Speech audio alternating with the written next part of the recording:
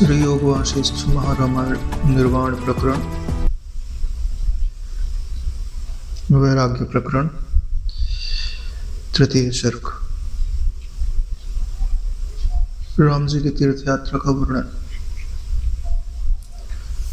भारद्वाज जी ने कहा, हे ब्राह्मण, श्री राम जी की कथा का शुभारंभ करके जीवन मुक्ति अवस्था की स्थिति का क्रमशः वर्णन कर मुझे श्रवण कराएं, ताकि मैं हमेशा के लिए परम सुख को प्राप्त हो जाऊं। यानी यह प्रार्थना भारद्वाज जी वाल्मीकि से कर रहे हैं कि आप प्रारंभ से मुझे राम कथा सुनाइए और वहां तक सुनाइए जब तक राम जी जीवन मुक्त दशा को प्राप्त नहीं होगा, जिससे मैं भी उस जीवन मुक्त अवस्था को प्राप्त कर परम सुख को प्राप्त कर लूं। श्री वाल्मीकि जी ने कहा कि हे साधु पुरुष भारद्वाज, इस आकाश में रूप से रहित नील पीत आदि रंग देखने के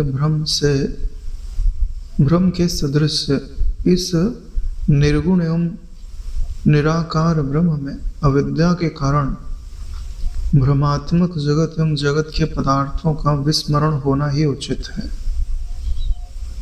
यानी जितने भी पदार्थ हमको अनुभव में आते हैं उनका भूल जाना ही उचित है, क्योंकि वो आकाश में आकाश के फूल के जैसे हैं। उनमें जो आकार, रंग, नाम दिखाई देता है वो सब भ्रम के कारण दिखाई देता है।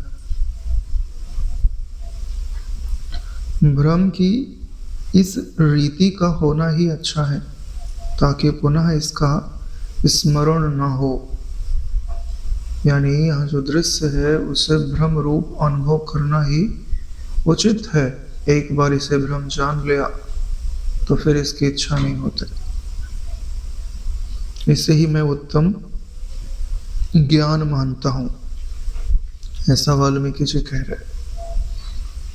यह जो जगत है, जिस क्षण हमें यहाँ अनुभूत हो जाता है कि यह भ्रम मात्र ही है, तब इसके प्रति होने वाली समस्त इच्छाएं विदा हो जाती हैं। अभी हमें लगता है ना कि पदार्थ हैं, इसलिए उनकी इच्छा होती है। जिस क्षण उनके नास्तित्व का हस्तामलक अनुभूत होता है, उसके पश्चात फिर उनकी इच्छाएं अपने आप विदा हो जाती हैं। फिर उनको विदा करने के लिए कुछ विचार नहीं करना पड़ता। देखिए, जब तक तत्व ज्ञान को प्रमाणित करने के लिए आपको दृष्टांत की जरूरत पड़ती है, तब तक समझ लीजिए कि अभी प्रक्रिया है, अभी कुछ कचास है। जब आपको तत्वबोध के लिए किसी दृष्टांत की जरूरत ही ना पड़े, तब समझ लेना कि वह तत्व, उस तत्व के साथ आपकी एकता सिद्ध हो गई है। दृश्य पदार्थों में, यानी दृश्य पदार्थों प्रपंचों का अत्यंत अभाव रहता है। जब तक इन अभावों का निश्चित रूप से अनुभव नहीं होता, तब तक भ्रांति के कारण जीवन मुक्त अर्थात आत्मबोध प्राप्त नहीं हो सकता। यानी कि आपको आत्मबोध की प्राप्ति के लिए या जीवन मुक्ति की प्राप्ति के लिए दृश्य पदार्थों का अत्यंताभाव करना पड़ता है। अत्यंताभाव का क्या अर्थ होता है? सर्व काल में अभाव, सर्व देश में अभाव, इसी को अत्यंताभाव बोलता है। भाई, नींद के समय तो सबका ही अभाव हो जाता है, या जिसे ध्यान लगाना आ जाए तो ध्यान के समय भी जो समाधि के आसपास पहुंच गया, वहां पर भी अत्यंताभाव तो हो ही जाता है। हालांकि अत्यंताभाव का एक अर्थ और होता है कि वहां अज्ञान भी ना रहे, उसको अत्यंताभाव से समझना चाहिए। जिसको आवरण भंग नहीं हुआ, वो ध्यान में भी है तो भी उसका अत्यंता भाव नहीं है, क्योंकि उसका बीज शेष है। वृक्ष तो नहीं दिखाई दे रहा, लेकिन वृक्ष जो है, जैसे गर्मी के समय घास जल जाती है, पूरा सूखा सूखा दिखाई देता है, तो क्या घास का अत्यंता भाव हो गया? नहीं, उसके बीज पड़े हैं, अभी बारिश होने तो पूरा मैदान हरा भरा हो जाएगा। तो अत्यंता भाव का एक अर्थ यह भी होता है कि उसका कारण भी वहां उपस्थित ना रहे, जिससे फिर से भ्रमात्मक जगत की उत्पत्ति न होवे। एक अर्थ यह होता है। दूसरा, और ये तभी सिद्ध होता है जब सुषुप्ति हो, ध्यान अवस्था हो, चाहे जागृत अवस्था हो, आपको इसके नास्तित्व का हस्तामलक अनुभव होता हो। यानी कि लाखों की भीड़ है और वो आपको जंगल के जैसे प्रतीत हो, यानी नहीं है, कोई नहीं है। जब आपकी ऐसी निष्ठा हो तभी समझ लीजिए कि दृश्य पदार्थों का आपके लिए अत्यंता भाव है। हालांकि जब तक स्वरूप निष्ठा नहीं होते तब तक अत्यंता भाव पर जोर दिया जाता है। स्वरूप की निष्ठा के उपरांत अत्यंता भाव पे नहीं, ब्रह्म भाव पे जोर दिया जाता है। वही है, दूसरे की तो बात ही नहीं करते भाई। जो नहीं है उसको तो नहीं समझ लिया ना, अब जो है उसकी अनुभूति रहती है। अतः किसी भी तरह के साधन से आत्मज्ञान की प्राप्ति हेतु सतत प्रयास अनुसंधान करते रहना चाहिए। यानी चाहे कोई भी साधन हो, आपको आत्मज्ञान की प्राप्ति के लिए सतत प्रयास करते रहना चाहिए। और प्रयास क्या है बोले? आत्म अनुसंधान, अपने मैं की खोज। आंख खुली है तो पहचानिए मैं क्या हूं, आंख बंद है तो पहचानिए मैं क्या हूं, स्फुरण है तो पहचानिए मैं क्या हूं, और स्फुरण नहीं है तो भी पहचानिए कि मैं क्या हूं। आपको सब समय, हर परिस्थिति में आपको अपने मैं का पता होना चाहिए। यह साधारण बात नहीं बता रहा मैं, विलक्षण बात। क्या हर दशा में आपको अपने आप का बोध है? कुछ लोग जो ज्यादा ध्यान करते हैं, ध्यान के समय विचार कर ले जाते हैं, तो ध्यान के समय लगता है मैं ब्रह्म हूं, लेकिन व्यवहार में जाते ही भूले जाते हैं।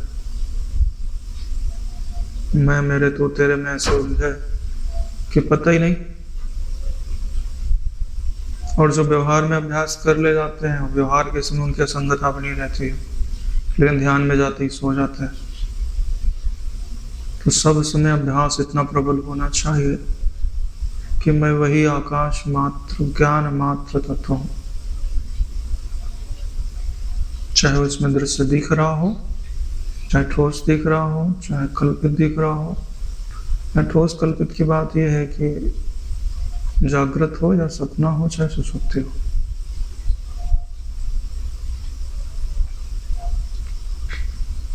वह उत्तम ज्ञान इस योग वासिष्ठ रूपी शास्त्र के अवगाहन से ही संभव है।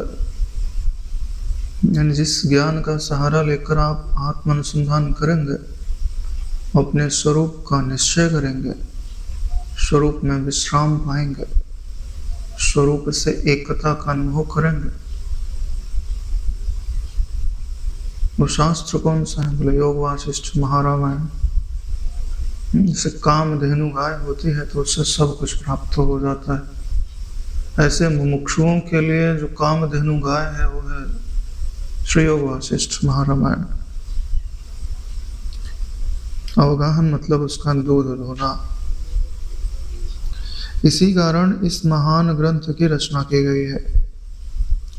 यदि इस शास्त्र का श्रवण करोगे तो इसी जीवन में आत्म तत्व का ज्ञान प्राप्त कर लोगे। यानी अगला जन्म लेने की आपको जरूरत नहीं पड़ेगी, श्रवण करोगे तो। श्रवण का अर्थ सिर्फ कान से शब्दों का टकराना नहीं होता, उनके अर्थ का हृदय में प्रकाश होता है। जैसे किसी ने बोला कि भाई रूम में घड़ी रखी है, ला लो, तो तुम्हारे हृदय में घड़ी का अर्थ, रूम का अर्थ पता होना चाहिए, तब तो जाके लाओगे। और तुमने घड़ी शब्द पहली बार ही सुना हो तो तुमको पूछना पड़ेगा ना, भाई घड़ी घड़ी क्या होता है। नहीं तो तुमने सुनते हुए भी नहीं सुना नारायण, उसका कोई फल नहीं निकलेगा। तो श्रवण का अर्थ सिर्फ सुनना नहीं है, श्रवण का अर्थ सुनकर समझना है।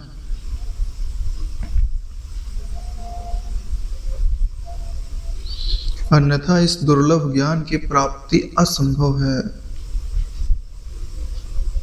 असंभव बोल दिया, कठिन में नहीं बोला है। यानी जिस मार्ग से जाकर के तत्वज्ञान प्राप्त होता है उसी मार्ग पर चलना पड़ेगा, अन्यथा मार्ग पे जाओगे तो चलो बड़ा कठिन बोल देते हैं।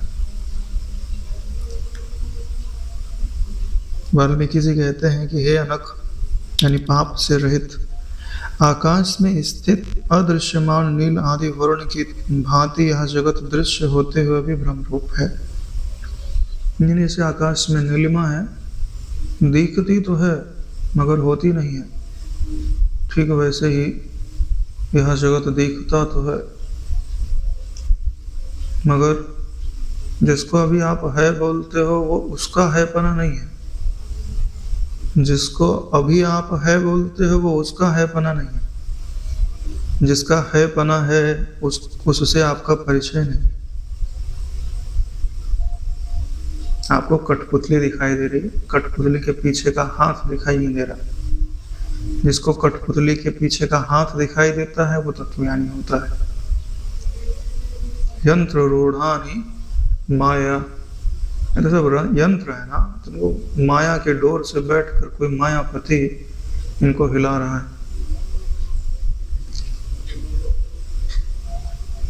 आप उसे देख लो तो सारा राग द्वेष, सारी इच्छाएं, अनिच्छाएं, विइच्छाएं सब समाप्त हो जाते हैं।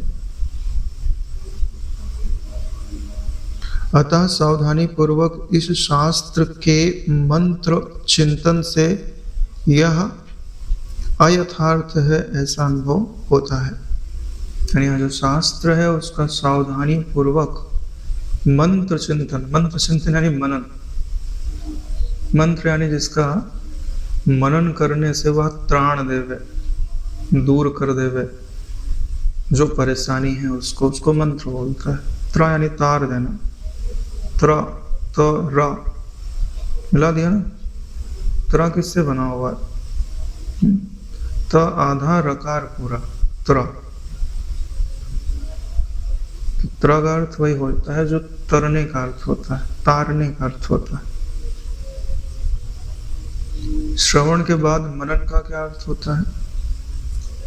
मैं सुन करके समझ लिया कि ये घड़ी है, लेकिन उसके हर हिस्से की पूरी जानकारी प्राप्त कर लेना, ये मनन होता है। एक दृष्टि से देखकर समझ लेना, यह श्रवण है। समस्त दृष्टियों से उसको समझने का प्रयास करना, यह मनन कहलाता है। श्रवण में केवल गुरु की बुद्धि की प्रधानता है कि गुरु जी ने जैसा कहा वैसा हम समझने का प्रयास करते हैं, लेकिन मनन में प्रश्न भी है और उत्तर भी है। मनन में जहाँ शिष्य को नहीं समझ आता वहाँ प्रश्न करता है, जहाँ प्रश्न और उत्तर नहीं है वहाँ मनन नहीं, वहाँ श्रवण है। ना निधिध्यासन में प्रश्न है, ना श्रवण में प्रश्न है। ये समझ लीजिए कि जब हम भी योग वासिष्ठ पढ़ते हैं उसमें श्रवण और मनन दोनों मिले हुए हैं। यानी कि जब सावधानी पूर्वक इस शास्त्र का आप मनन करेंगे तो यह जो जगत है वो अयथार्थ है। यानी जैसी इंद्रियां आपको बता रही हैं वैसा नहीं है। अयथार्थ का ये अर्थ होता है। इंद्रियां बताती हैं कि ये है, लेकिन आपका अनुभव क्या कहेगा? इनके कहने पर भी यह नहीं है। अरे यही तो विलक्षणता है ना। लोग क्या कहते हैं कि ये दिखता है तो है, वेदांत क्या कहता है, बोले ये दिखता है ना इसीलिए नहीं है। क्योंकि वेदांत का सिद्धांत क्या है, यद दृश्यम तद अनित्यम, जो दिखता है सो अनित्य होता है। बोले ऐसा निर्णय क्यों कर लिया आपने, बोले सीधा सा गणित है, क्योंकि जो देखता है सो नित्य होता है। अगर देखने वाला नित्य है तो दिखने वाला अनित्य अवश्य ही होएगा। बोले अगर हम देखने वाले को भी नित्य बोल दें और दिखने वाले को भी नित्य बोल दें तो क्या होएगा, बोले ज्यादा कुछ नहीं होएगा, दृश्य गायब हो जाएगा। बात समझ में आ रही।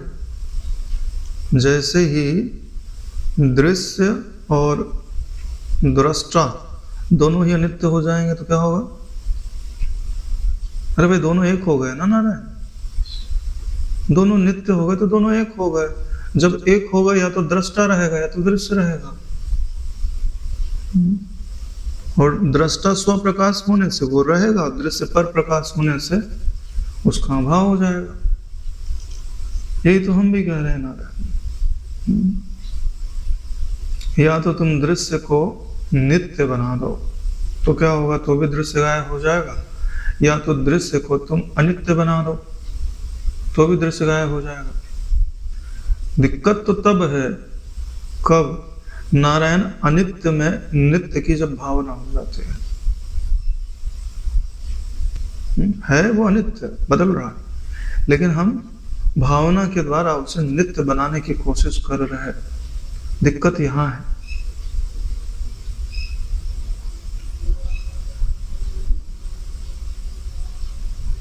यद्यपि यह दृश्य जगत कुछ है ही नहीं, ऐसा अनुभव आत्मबोध होने पर जब इस दृश्य प्रपंच का मार्जन निवारण हो जाए तभी स्वतः परम निर्वाण रूपी शांति की अनुभूति होने लगती है। यानी कि दृश्य प्रपंच का आपको मार्जन करना है, और दृश्य प्रपंच का मार्जन मतलब धो डालना, मांज देना। जैसे बर्तन मांजते हैं, बर्तन कौन है, तुम्हारा स्वरूप, और उसमें यह जो जल गया है वो क्या है, बोले द्वैत, दृश्य प्रपंच। तो बोले इसका मार्जन कैसे किया जाता है, बोले सच में नहीं जला है, सिर्फ जला हुआ दिख रहा है ही नहीं। तो उसको क्या किया जाता है,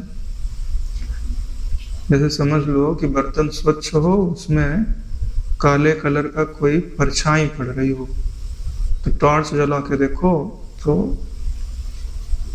क्या होएगा, बर्तन स्वच्छ साफ दिखाई देने लगेगा क्योंकि साफ ही था। तो क्या कमाया क्या जाता है, दृष्टि कमाई जाती है नारायण, ठीक है। उस दृष्टि का क्या नाम है, ज्ञान दृष्टि, ब्रह्म दृष्टि, आत्म दृष्टि। उससे देखोगे तो दृश्य प्रपंच या तो असत हो जाएगा या तो नाम रूप छोड़कर नित्य हो जाएगा। दोनों ही दशा में वह प्रकाशक से भिन्न हो जाएगा। इसी का नाम आत्मबोध है। तब जो स्वतः रहने वाली परम आनंद रूपी शांति है उसकी अनुभूति होने लगती है। यानी जिस क्षण आपका जो सूक्ष्म बुद्धि है वो है दृढ़ता पूर्वक यह स्वीकार कर लेते हैं कि एक ज्ञान सत्ता के सिवाय, आनंद सत्ता के सिवाय दूसरा कोई नहीं, समस्त आकृतियों का निराश कर देती है, उसी क्षण उसमें परम शांति का प्रकाश होने लगता है। अन्यथा अनात्म शास्त्रों के गर्त में लोट लगाने वालों को जिस ऐहिक आयुष्मिक विषय भोगों की आसक्ति से प्रवर्तमान एवं अकृत्रिम अज्ञान से संपन्न इस जगत में जन्म लेने वाले व्यक्तियों को कल्पों के व्यतीत होने पर भी विश्रांति का सुख नहीं होता।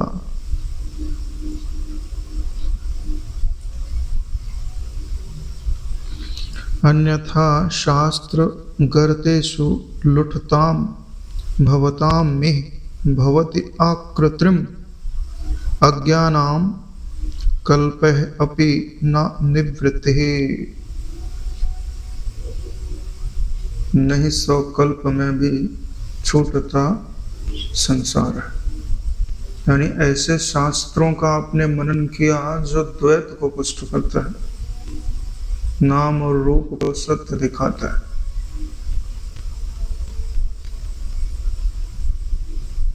तो 100 कल्प भी लग जाए तो भी आपको विश्रांति का सुख तो नहीं मिलेगा।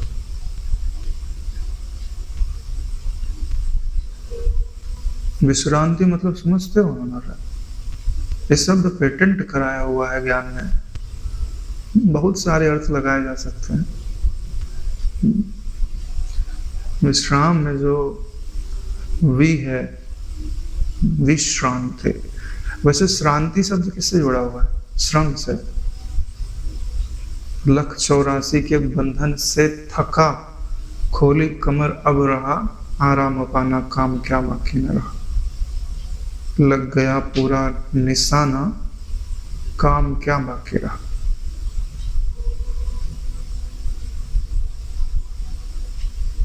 यानी कि श्रम अब बिल्कुल एकदम 100% समाप्त हो गया, तो वही विश्राम है, वही विश्रांति है।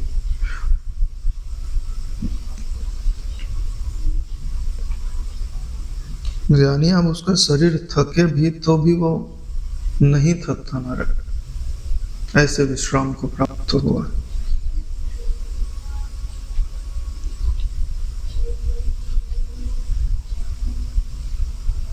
इसके लिए आपको जो अद्वैत ज्ञान का प्रतिपादन करते हैं योग वासिष्ठ जैसे ग्रंथ, उन्हीं का सहारा लेना पड़ेगा। बाकी जो दूसरे ग्रंथ हैं, हाँ, बाइबल पढ़ के कोई विश्राम को थोड़ी प्राप्त हो जाए। हे ब्राह्मण, संपूर्णतया जो वासनाओं का त्याग है वही उत्तम मोक्ष कहलाता है। याद रखना ये लाइन। बहुत काम करेंगे नारायण। बोले हमारे मन में वासना है तो भी काम करेगी? बोले हाँ, अवश्य करेगी। पटाखा लिया हाथ में और उसमें छुरछुरिया लगा दिया, थोड़ी बड़ी है, लेकिन किसी ने बोला भाई तुमको पहले पता है ये दगता है जो तुम पकड़ के रखे हो, छुरछुरिया लग गई है। हाँ, तो चाहे 2 हाथ दूर रहे तब तुम फेंक दो, चाहे 1 सेंटीमीटर बचा है तब फेंक दो। फेंक दिया तो हो गया काम, बच गए ना तुम ना। इसलिए समझना जरूरी है कि वासना से बंधन होता है। मृत्यु ने धमकी दे दी, हम आने वाले हैं परसों। हाँ, तो सारी इच्छाएं उठाओ और परमात्मा के सिर पर डाल दो। मेरे में कोई इच्छा नहीं, दृढ़मात्र तत्व हूं, शायद बच जाओ। क्यों? क्योंकि ये संस्कार पड़े हैं ना कि बंधन जो है वो वासना के कारण होता है। इतना तो समझा है, तो जिसके कारण होता है ना, वो उठा के परमात्मा को दे दो। हाँ, तो परमात्मा संभाल लेगा। इसलिए संस्कार पढ़ना भी बहुत जरूरी है नारायण। अशेषेण परित्यागो वासना नाम यह उत्तमः मोक्ष इति उच्यते ब्रह्मन् स एव विमल क्रमः। वासना का परित्याग ही मूल रहित होने का क्रमिक विशुद्ध स्वरूप है, ऐसा कहा जाता है। स एव विमल क्रमः, यानी जैसे जैसे आप वासना छोड़ते जाएंगे वैसे वैसे आप विशुद्ध स्वरूप से एक होते जाएंगे।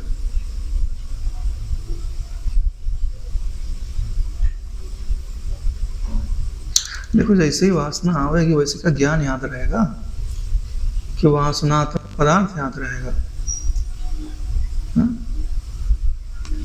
अरे नारायण, वासना में तो आदमी जो है जिस वस्तु की कामना करता है उस वस्तु से एक स्थापित करने लग जाता है। फिर उस वस्तु में जो मलिनता है जो दुष्टता है वो सब उसके चित्त पे आरूढ़ होने लगते हैं।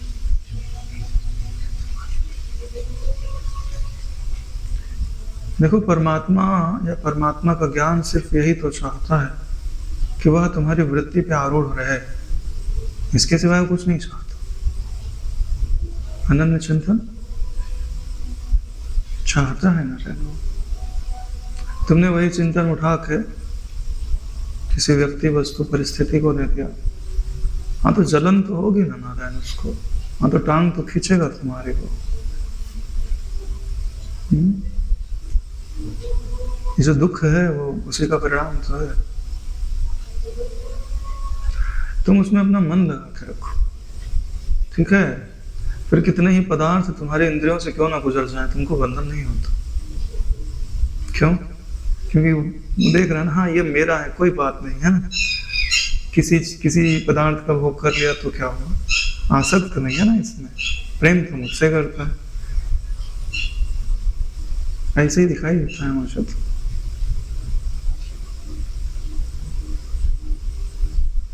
आज तक मुझे जो भी वस्तु अच्छी लगी परमात्मा ने छीन ली। फिर समझ में आई बात मुझे कि शायद परमात्मा मुझे पसंद करता है, तभी तो बैठे हैं इधर। जो भी अच्छा लगा, परमात्मा बोल रहा अच्छा तो मुझे छोड़ के ये चाहता है, हाँ तो थोड़ी देर के बाद वो नहीं हो जाता है।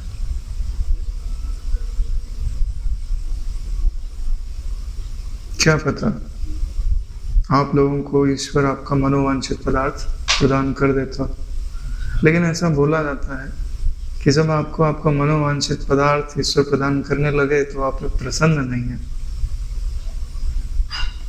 वो चाहता है कि आप उससे दूर हो जाओ, क्योंकि वह आपको अपने प्रेम के काबिल नहीं समझता, खिलौनों के काबिल समझता है।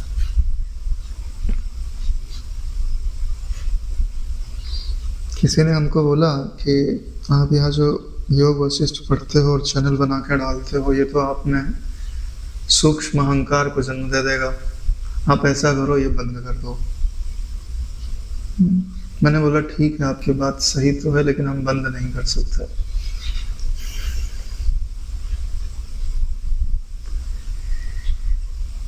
भाई अगर मैं खाना खाना नहीं छोड़ता, लेना देना नहीं छोड़ता, तो बोलना क्यों छोड़ दो? मैंने बोला भाई मैं दूसरे के लिए नहीं बोलता, मैं तो स्वयं के लिए बोलता हूँ। मुझे पढ़ना है, इस बहाने दूसरे लोग सुन लेते हैं तो इसमें घाटा भी क्या है? तो बोले खुद ही रिकॉर्ड करके रखो, आप यूट्यूब पे क्यों डालते हो दूसरे को सुनाने के लिए? अब हम कैसे बताएं कि जितने भी कानों से वो सुना जाता है, मुझे तो द्वैत नहीं लगता कि जो भी सुनता है वो मुझसे अलग होता है। मैं अपने लिए ही तो डालता हूँ, मैं अपने लिए ही तो बोलता हूँ, क्योंकि मेरी दृष्टि में मेरे सिवाय दूसरा तो कोई है ही नहीं। मेरा उद्देश्य किसी का ज्ञान मिटाना नहीं है, मेरा उद्देश्य मेरी प्रसन्नता है, और मैं सिर्फ इसी अंतःकरण में नहीं। हाँ, अब आपको अद्वैत ज्ञान सुन करके दुख हो रहा है तो आप मत सुनिए। आप हमारी चिंता छोड़ दीजिए कि भाई हमें अहंकार होवेगा कि नहीं होवेगा, क्योंकि अगर अहंकार को आना है तो नारायण वो तो अक्रिया में भी आ जाता है, उसके लिए क्रिया की जरूरत ही नहीं होती। आप कुछ ना करो तो भी आ जाए, और नहीं आना है तो दृष्टि है। तो अर्जुन को युद्ध के मैदान में भी नहीं आया, सिर काटते हुए भी नहीं आया, और आना होता है तो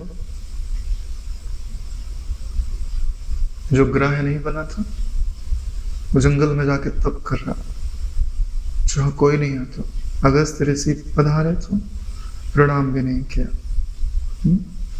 तो तप करते हुए भी जब आप ईश्वर की प्राप्ति के लिए तप कर रहे हो और जानते हो कि सब में परमात्मा है, और जब उनका रूप धर के परमात्मा ही तो आए, तब भी आप उन्हें पहचान नहीं रहे हो, तो क्या कहेंगे नारायण?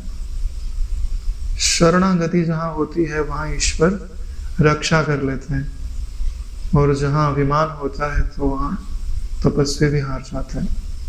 इसलिए हम तो भैया ईश्वर की शरण, जिस दिन वो मना कर देंगे उस दिन तो हम सब छोड़ देंगे। छोड़ने में टाइम थोड़ी लगता है, छोड़ने की तो हमको आदत पड़ी है, बता के थोड़ी छोड़ते हैं कि हमको इस दिन छोड़ना है। और सूक्ष्म अहंकार क्या और स्थूल अहंकार क्या, अहंकार तो अहंकार ही होता है, और मेरे दृष्टि में तो वह एक वृत्ति मात्र है। आपकी दृष्टि में भी शायद वृत्ति मात्र ही होगा। कभी कभी तो अब लगता है कि अब कोशिश करके भी अहंकार लाया नहीं जा सकता। हाँ, दारू पी लिया जाए तो हो सकता है, दारू मतलब बहुत समय तक रजोगुण और तमोगुण में रखा जाए, और ऐसा क्या बोलते हैं, नियम लगा दिया जाए कि तुमको ब्रह्म चिंतन नहीं करना है, क्योंकि अब तो आदत हो गई है। अब नहीं भी बोलोगे तो भी होता है, तो उसको हम मना कैसे कर सकते हैं।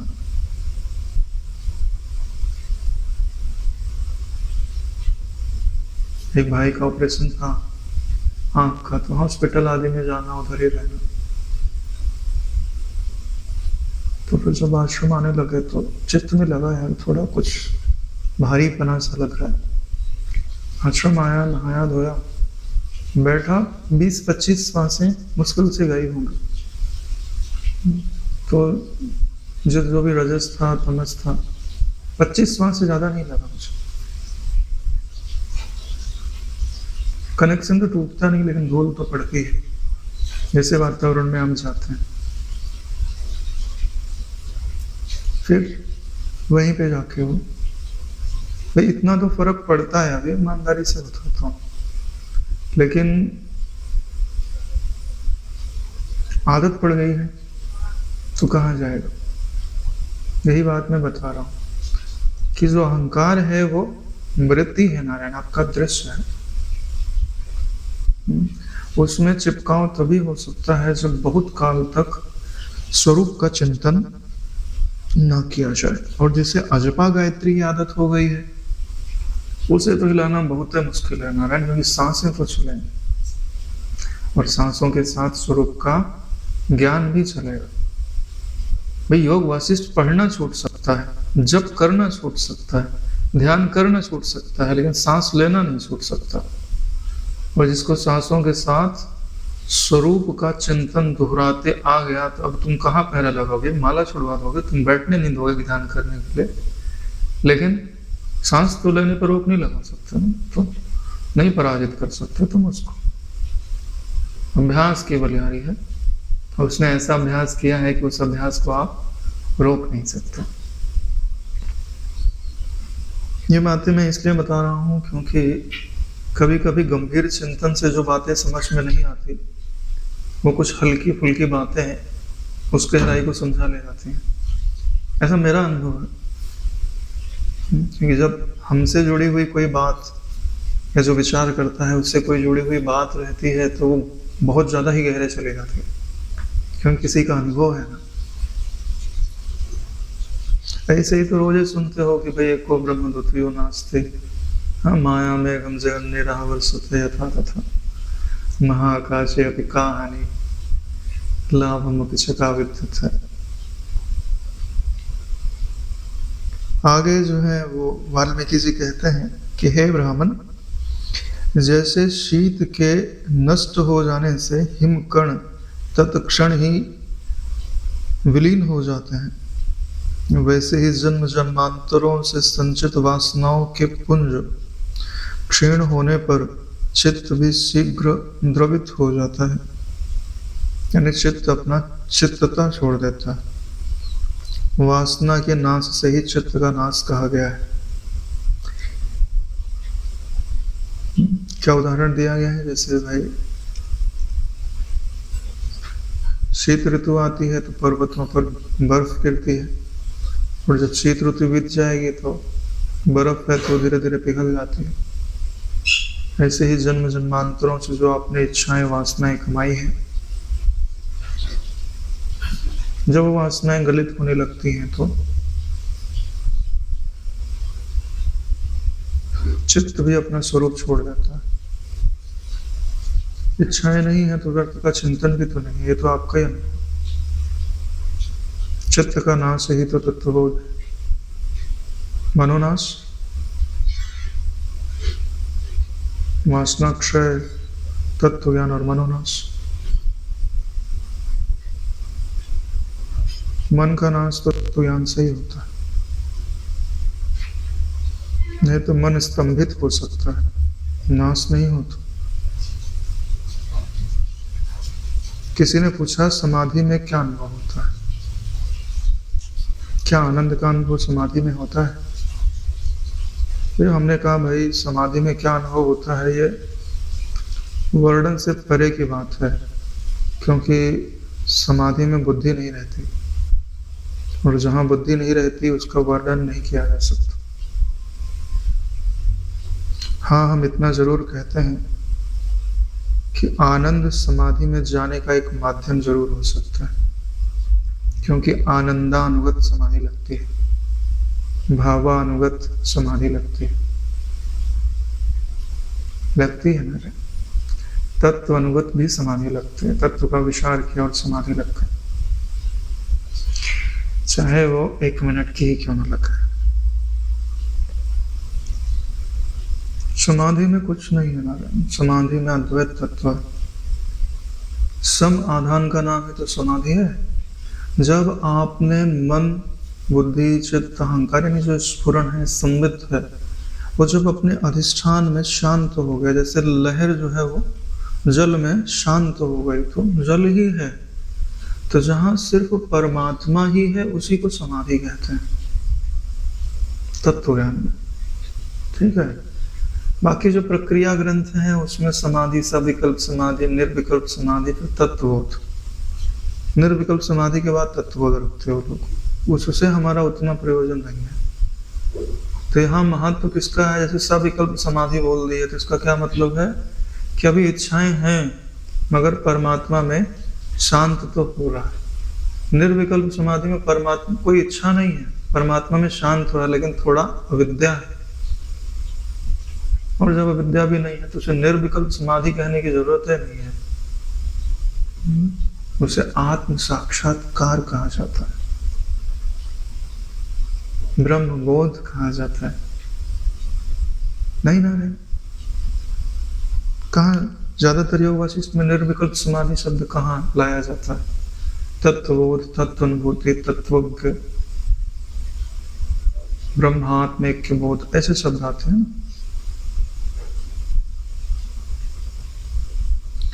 जिस प्रकार अंदर में प्रविष्ट हुआ सूक्ष्म धागे से मोतियों का समूह स्थिर रहता है, उसी प्रकार भूतात्मक पंच भौतिक देह वासना ने धारण कर रखा है। यानी वासना रूपी धागा ना हो तो इतने सारे देह गुथे हुए नहीं रह सकते। चलो देह तो बोलो कि हमारे पास एक ही है ना ना ना, तो देह किसे कहते हो आप? एक संघात को देह कहते हो। 19 तत्व तो सब एक जगह बैठे क्यों है? कौन सा चुंबक है जिसने इनको आपस में बांध के रखा है? वासना रूपी चुंबक।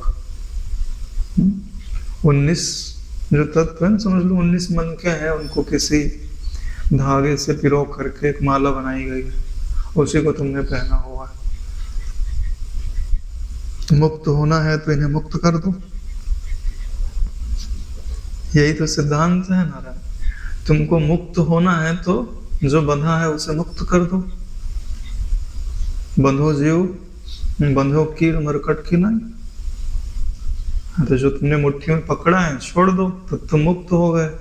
तुमने मूंगफली को मुक्त किया तो तुम भी मुक्त हो गए, है ना। इन 19 तत्वों को मुक्त कर दो तो तुम भी मुक्त हो जाओगे। और मुक्त कैसे होंगे भाई? इनकी आवश्यकता खत्म हो जाए और इनको तुम विदा कर दो। बोले नहीं, अभी हमको तो देखने की जरूरत है, चखने की जरूरत है, कुछ जानने की जरूरत है, कुछ पानी की जरूरत है। तो पानी की जरूरत रहेगी तो पानी के साधन तो रखने पड़ेंगे। जब उनकी जरूरत पड़ेगी तो तुमने उनको मुक्त कहाँ किया? तो जो आवश्यकता जिसको तुम बोलते हो, है ना, उसी का नाम शास्त्रीय भाषा में वासना है, जो तुम चाह रहे हो। वासना के अभाव में चित्त वृत्ति का विषय भी नहीं रहता। चित्त वृत्ति नहीं रहती, विषय कहाँ से रहेगा? प्रकृति में वासना का नाश होने से जगत के आवागमन साधन वासना यानी विषय मूलक वासना का क्षीण होना विवक्षित है।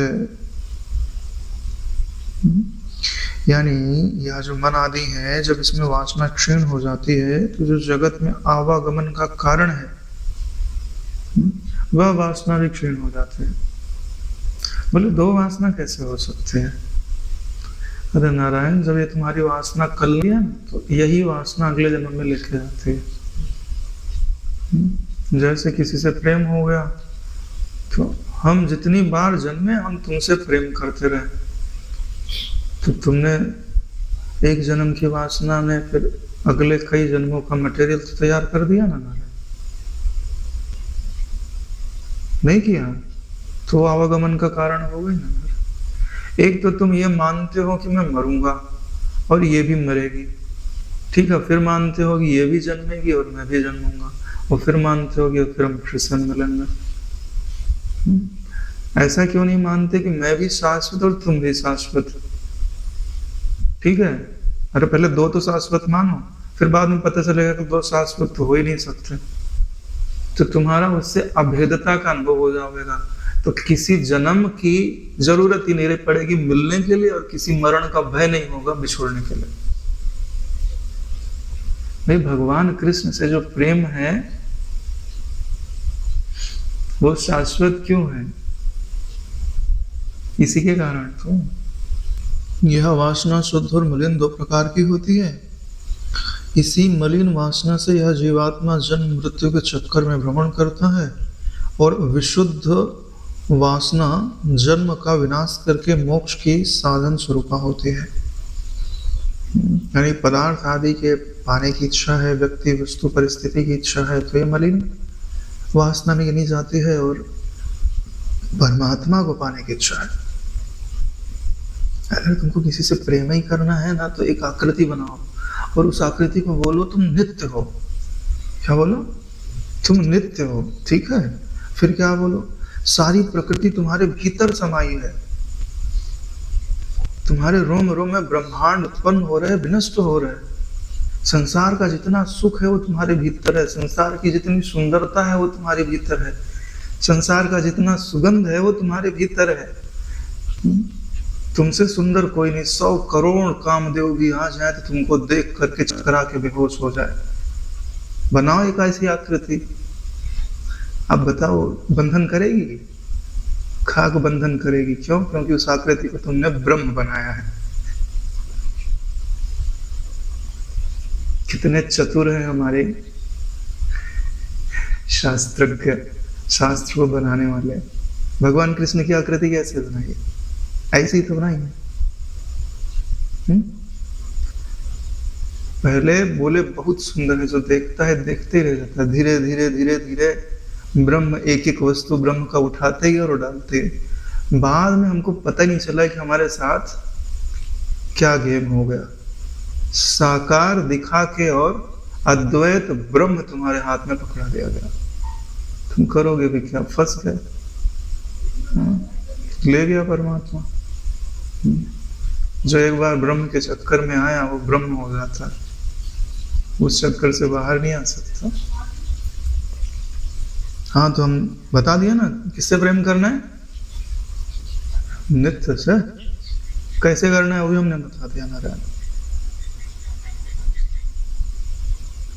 अरे जो लोग गुरु जी से प्रेम करते हैं तो ऐसे देखो, तुम तो मजा आएगा मिलने का, फिर तुम दूर नहीं रह सकते। बड़ी दिक्कत की बात क्या है कि जब आप उल्टा काम करते हो, है वो सीम और आप उसको एक आकृति में बांध देते हो। हाँ, प्रेम के वश से बंधना स्वीकार तो कर लेता है, लेकिन फिर कहीं ना कहीं से कुछ ना कुछ समझ आपको जरूर दिलाता है कि भाई मुक्त करो हमको, पहले तुम हमको मुक्त करो फिर हम तुमको मुक्त करेंगे। पहले तुम ब्रह्म देखो हम में, है ना, पहले तुम हमको मुक्त करो फिर हम तुमको मुक्त करा देंगे। फिर हम तुम्हारी उस दृष्टि का विकास करा देंगे कि तुम अपने भीतर भी उसी सत्ता को देख पाओगे। नहीं ना रहे। अब ऐसी चर्चा करने में सूक्ष्म अहंकार जन्म लेता हो तो जन्म ले ले, ठीक है, नहीं ना रहे। जो दिखेगा वही तो बंधेगा, जो देखता है उसको बंधन कब है।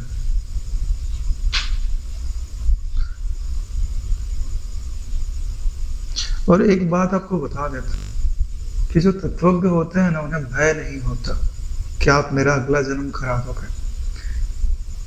नहीं, बोले हम तुम्हारा अगला जन्म सूकर की योनि में करा देंगे। हाँ तो अरे हमारे यहाँ तो वराह अवतार है ना रहे, तो हम काहे दुख मनावे कि हमको जो है वराह अवतार में जाने का मौका मिले तो हम दुख मनावेंगे? नहीं, हम ब्रह्मास्मि। अज्ञानाकार व्यक्ति से डरना चाहिए, किसी आकृति से नहीं, चाहे वो स्वयं की हो चाहे दूसरे की हो। ना द्विज जनों ने मलिन वासना को ही पुनर्जन्म जन्म मृत्यु को प्राप्त कराने वाले कहा है। विद्वान जनों ने मलिन वासना को ही पुनर्जन्म का कारण कहा है।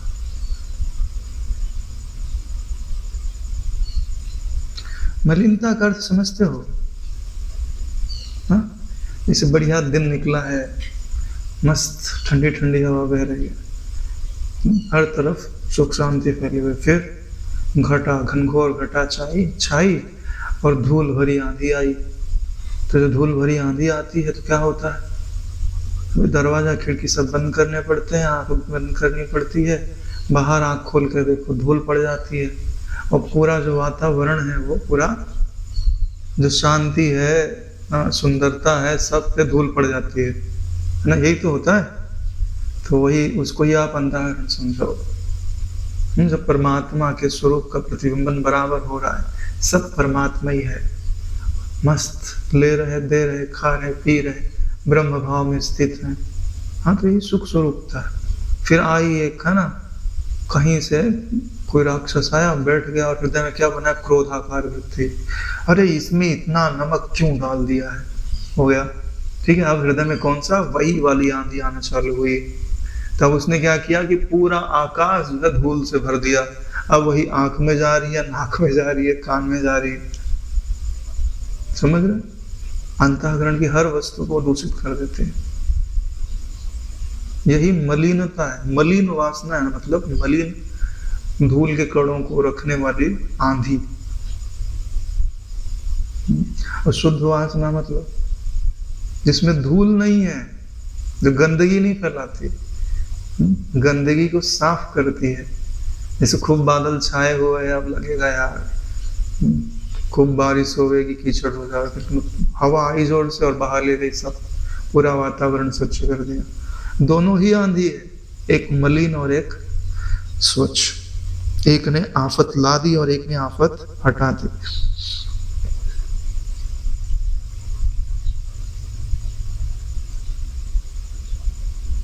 आप सोच रहे होंगे कि आकाश भाई की बुद्धि में बड़ी विलक्षणता है, हमारा नहीं अखंडानंद जी का है, हम तो सिर्फ दोहरा रहे। हम जितनी भी बातें बोलते हैं ना किसी का रहता ही रहता है, हम तो सिर्फ असेंबल कर रहे हैं। हम मतलब बुद्धि। देखो सीधे सी बात बता रहे हैं, यह कुछ नया नहीं बना रही, सब कुछ इसी प्रकृति में यथावत रखा हुआ है। वो स्टेशन लगता है, वैसे कण आते हैं और अपने आप मिलते हैं और क्रियाएं होते रहती है। इसमें अभिमान, वैसे भी तो बुद्धि मेरी नहीं है, हाँ? है क्या? मैं कैसे कहूं कि यह बुद्धि मेरी है नारायण? क्योंकि इस बात का मेरे पास कोई लिखा पढ़ी नहीं है, कोई कागजात नहीं है, हाँ? प्रमाण, दस्तावेज जैसे बोलते नहीं जमीन हमारी है, तो बोले कुछ है पत्री कागज पत्तर कुछ है तुम्हारे पास? ऐसे ही यहाँ बुद्धि मेरी है, ऐसा मेरे पास कोई कागज पत्तर नहीं है। कोई लिखा पढ़ी नहीं है, ईश्वर ने लिख के भी नहीं दिया कि बेटा ये तेरी बुद्धि, हम हस्ताक्षर करके रहते हैं।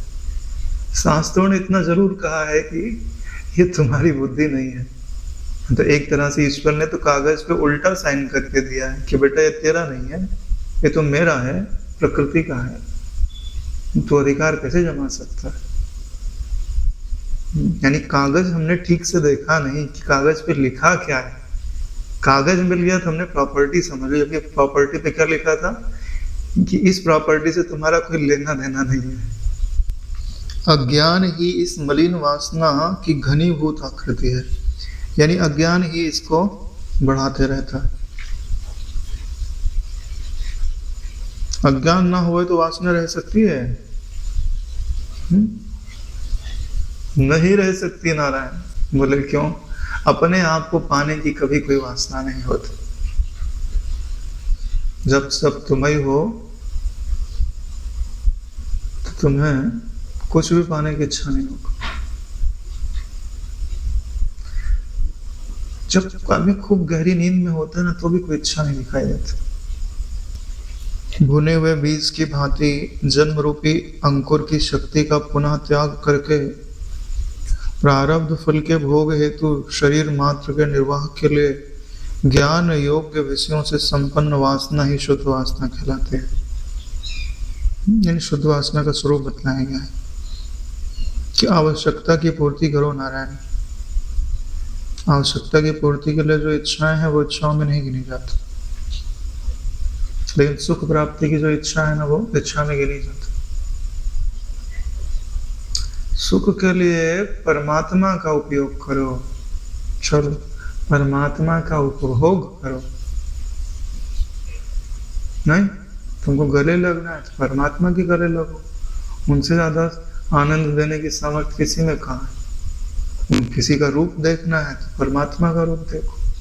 किसी से झगड़ा करना है, बहुत ही इच्छा है आज झगड़ा कर ले भाई, हाँ तो परमात्मा से करो। हाँ, वाक युद्ध में भी परमात्मा बड़े कुछ होते, पराजित नहीं कर सकता जल्दी से उन्हें। सब युद्ध में कुशल है। झगड़ा करना तो दूरे खड़े रह के करना ना, तो बहुत पटक पटक के मारते हैं। परमात्मा को जितना कठिन बना दिया गया ना पहले, उतना कठिन है नहीं। जैसे हम बोलते हैं कि बड़ी तपस्या करो, एक पांव पे खड़े रहो, फिर वो प्रकट होते हैं, है ना, दीमक लग जाती है। अरे भाई इतनी भी कोई जरूरत नहीं है, वो ऐसे भी प्रकट होने को तैयार है। अगर तुम्हारे लोक में ना है तो तुम्हें अपने लोक में ले जाने को तैयार है, मरने के बाद भी ना है। ऐसी क्षण भाई मान लो यहाँ ऊर्जा कम पड़ रही है, तो तुमको अपनी ऊर्जा देकर के अपने लोक में बुलाने में सक्षम है? नहीं है सक्षम। सर्व समर्थ है नारायण। असमर्थ तो तुम्हें, तुम्हारा चिंतन तुम्हें बना देता है। जो तुम सोच सकते हो वो हो सकता है, इतनी फैसिलिटी ईश्वर ने दी है। क्या? फिर भी तुम ईश्वर को अपना नहीं मानते। कितना समय गुजारते हो ईश्वर के साथ दिन भर में? बोले वो मिलता तब हम उसके साथ समय गुजारते। तो नारायण उसके सिवा मिला क्या है? जीवन मुक्त अवस्था से युक्त देहधारियों की वासना पुनः जगत में जन्म दिलाने की हेतु नहीं होते, क्योंकि उन्होंने मुक्ति प्राप्त कर ली है। भव चक्र में भ्रमणवत यह शरीर रहता है, यही शुद्ध है।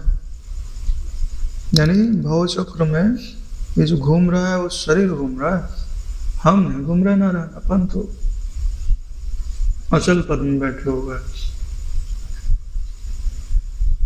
बड़ी आश्चर्य की बात क्या पता है? तुम अलग आयाम में हो, शरीर अलग आयाम में है और मन अलग आयाम में, तीन आयाम एक साथ। हालांकि चार होते हैं, हम तीन ही बोल रहे हैं, ठीक है। यानी शरीर में कुछ ही हो, तुमको कुछ फर्क नहीं पड़ेगा, थोड़ा बहुत मन में फर्क पड़ेगा। और मन में कुछ हो तब भी तुम में कुछ फर्क नहीं पड़ेगा। बोले इसका कुछ उदाहरण समझाओ। जैसे टीवी है, ठीक है, तो टीवी के भीतर जो दृश्य है उससे तुम्हारा कोई लेना देना नहीं। वहां कोई लड़े झगड़े, बम फूटे, पानी बरसे, तो ना कुछ कीला होगा ना यहाँ आग लगेगी।